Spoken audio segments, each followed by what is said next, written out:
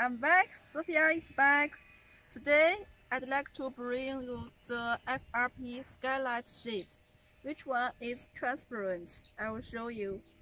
You can see and above the floor. The FRP fiberglass sheet is always used at the roofing skylight for the warehouse, workshop, and some commercial buildings.